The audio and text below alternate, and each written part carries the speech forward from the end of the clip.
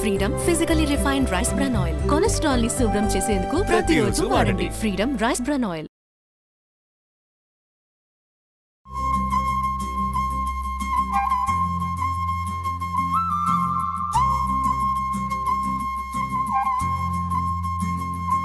Welcome to Suman TV. Evening స్నాక్గా చేసుకునేందుకు ఒక చిన్న సింపుల్ ఐటెం చెప్దామండి. అటుకులతోటి కట్లెట్, పోహా కట్లెట్ అనొచ్చు అనుకోండి. అయితే దీన్ని పొట్టి అటుకులతోటి మనం పోహా కట్లెట్లు అవి కుదరవు, విడివిడిగా అయిపోతుంది కదా. దీని బైండింగ్కి మనం 2-3 రకాల వస్తువులు వాడుకోవచ్చు. ఒకటి ఆలూలు వాడచ్చు, బ్రెడ్ వాడుకోవచ్చు. బ్రెడ్తో కొంచెం సుమారుగా ఉంటుంది రుచి, ఆలూతోటి ఎక్కువ బాగుంటుంది. దానికంటే కూడా ఇంకా హెల్దీ, ఇంకా రుచికరమైనది ఏంటంటే పెసరపప్పు. ఒక గంట సేపు ఒక పావు కప్పు పెసరపప్పు నానబెట్టండి. 2 కప్పుల అటుకులకి పావు కప్పు పెసరపప్పు సరిపోతుంది. నానబెట్టిన పెసరపప్పు ఈ అటుకుల్ని శుభ్రంగా నీళ్ళు పోసి కడిగేసేయండి. బాగా 5-6 సార్లు కడిగితే మెత్తగా అయిపోతాయి. పెసరపప్పు, పోహా ఈ అటుకులు కలిపి రుబ్బేస్తాం. దీంట్లో మనం ఏమేమి వేస్తాము? అల్లము, పచ్చిమిరపకాయలు, కొద్దిగా జీలకర్ర, పాలకూర, కొత్తిమీర, ఈ 2 పైన కలుపుకొని కట్లెట్స్ నూనెలోనే వేయక్కర్లా, షాలో ఫ్రై చేయొచ్చు. దీంట్లో ఏంటంటే ఉప్పు, కొంచెం పంచదార, కొద్దిగా ఆమ్చూరు కానీ నిమ్మరసం కానీ వేస్తే చిన్న పులుపు వస్తుంది. మనకి ఏది అందుబాటులో ఉంటే అది వేసుకోవచ్చు. ముందు ఏం చేద్దామంటే ఈ అటుకుల్ని కడిగేద్దాం ఫస్ట్. ఒకసారి ముందు దీన్ని గ్రైండ్ చేశాక అప్పుడు పప్పు అవి గ్రైండ్ చేస్తాం. అల్లం పచ్చిమిర్చి వేసేసాక ఈ పెసరపప్పుని నీళ్ళు ఉంచకూడదు, నీళ్ళు తీసేసి నీళ్ళతో పోస్తే ఇదంతా లూజ్గా అయిపోయిందంటే ఇక మళ్ళీ స్వాధీన పడదు మనకి. ఈ పెసరపప్పు నానిన తడి, తర్వాత అటుకులు కడిగిన తడి, అంతే. ఆ తడితోటి రుబ్బేస్తాం అన్నమాట. ఈ కడిగి పెట్టుకున్న అటుకులను కూడా ఇందులో వేసేద్దాం. సరిపడా ఉప్పు వేద్దాము. ఉప్పు వేస్తే కొంచెం తడి వస్తుంది కదా, ఆటోమేటిక్గా మెత్తపడిపోతుంది. దీన్ని మరీ శుద్ధ పేస్ట్ లాగా కాకుండా కొంచెం బరగ్గా గ్రైండ్ చేసుకోవాలి. పెసరపప్పు అటుకులు మిశ్రమాన్ని ఇదిగో ఇలా బరకగా రుబ్బుతాం. ఈ రుబ్బిన తర్వాత ఇందులో ఏం చేయొచ్చు అంటే కొంచెం ఆమ్చూరు వేసుకోవచ్చండి.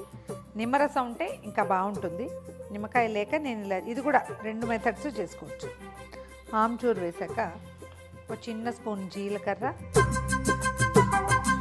కొంచెం కొత్తిమీర, ఒక 1/2 కప్పుకి పాలకూర. పాలక్ వేస్తే ఏంటంటే ఇది ఉడికిపోతుంది కదా, మనం వేయించినప్పుడు ఎక్కువ రుచిగా ఉంటుంది, హెల్దీగా కూడా అవుతుంది. ఇందులో నుంచి ప్రోటీన్ అండ్ ఐరన్ రెండింటిని మనం పెంచినట్టు అవుతాం. ఒక చిటికెడు ఉప్పు తక్కువైనా పర్వాలేదు. మనం పాలకూర వేస్తే ఏమవుతుందంటే అందులో కొంచెం సోడియం ఉంటుంది కదా, దానివల్ల కొంచెం ఉప్పు సరిపోతుంది. కాస్త తక్కువైనా ఇబ్బంది లేదు.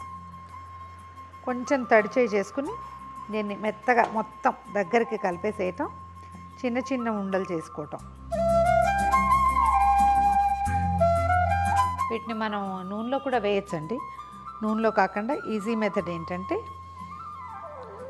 ఇలా ఉండ చేసాం కదా, దీన్ని కొంచెం ఇట్లా ఫ్లాట్ చేసుకోవాలి, టిక్కీస్ లాగా చేసుకోవాలి. దీంట్లో నేను ఒక మెయిన్ ఇంగ్రీడియంట్ ఏం మర్చిపోయానంటే కొద్దిగా పంచదార, 1 స్పూన్ వేసాను చూడండి. భలే రుచిగా ఉంటుందండి షుగర్ కలిసేసరికి. ఆ షుగర్ కరిగి వేడికి కొంచెం కలర్ కూడా బాగా వస్తాయన్నమాట. ఇవి తెల్లగా లేకుండా కొంచెం ఎరుపు దాళ్ళు వస్తుంది షుగర్ కాలటం వల్ల. ఉండలు చేసేసుకుంటాం. ఒకసారి తడిచేయి చేసుకుని ఉండ చేసేసుకోవాలి. ఇట్లా మనము కట్లెట్స్ అవి చేసుకుంటాం కదా, ఆ షేప్లో చేసుకోవాలి. పెద్ద పెద్ద సైజు కావాలన్నా కూడా చేసుకోవచ్చండి. మనం కొంచెం చిన్న సైజు చేసుకుంటే నెంబర్స్ ఎక్కువ వస్తాయి, తేలిగ్గా కాలుతాయి, ఇబ్బంది లేకుండా. ఫ్లాట్గా, అట్టే లావు కాదు, అట్టే మందంగా కాదు, అట్టే పలచగా కూడా కాదు. కొద్దిగా తడిచేయి చేసుకుంటే మనకి ఈజీగా కొసలు పగలకుండా చక్కగా వచ్చేస్తాయి.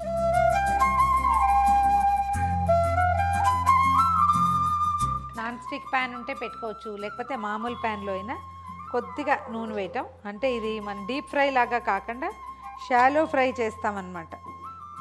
మరి 1 స్పూన్ తోటి అయితే అవదండి, కొంచెం ఒక 3-4 స్పూన్లు వేయాల్సి వస్తాము. కొద్దిగా 2-3 స్పూన్లు నూనె వేస్తే ఎక్కువ టేస్టీగా ఉంటాయి, బాగా కాలుతాయి కూడా. కొంచెం ప్యాన్లో నూనె వెచ్చబడినిచ్చి ఒకటి పెట్టేయాలి.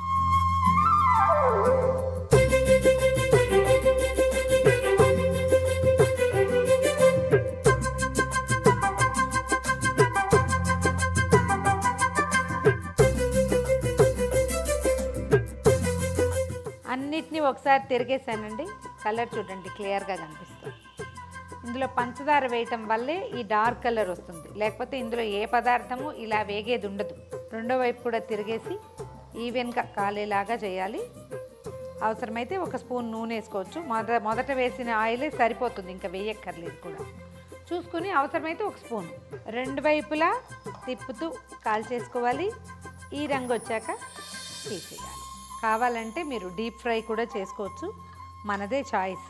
నేను అన్ని డీప్ ఫ్రైలే చేస్తున్నానండి. ప్రతి వాళ్ళు నన్ను అడుగుతుంటారు, మీరు అంతంత వేయించేస్తున్నారు, అంతంత నూనె పోస్తున్నారని.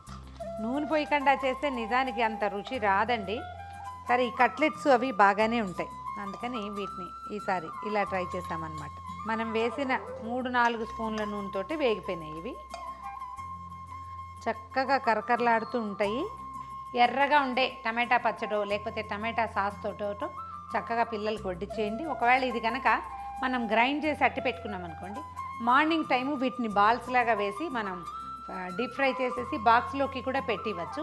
చాలా రుచిగా ఉంటాయి అండ్ హెల్దీ కూడా. ఎందుకంటే ఇందులో మనం వాడింది ఒకటి పెసరపప్పు, రెండోది బియ్యం ఆధారంగా చేయబడిన పోహా, మూడోది ఇందులో మనం చక్కటి ఫ్రెష్ పాలకూర కూడా కలిపాం. డీప్ ఫ్రై చేయొచ్చు, మైక్రోవేవ్ చేయొచ్చు, మీదే చాయిస్. ఎలా కావాలంటే అట్లా చేసుకోవచ్చు. ట్రై చేసి చూడండి.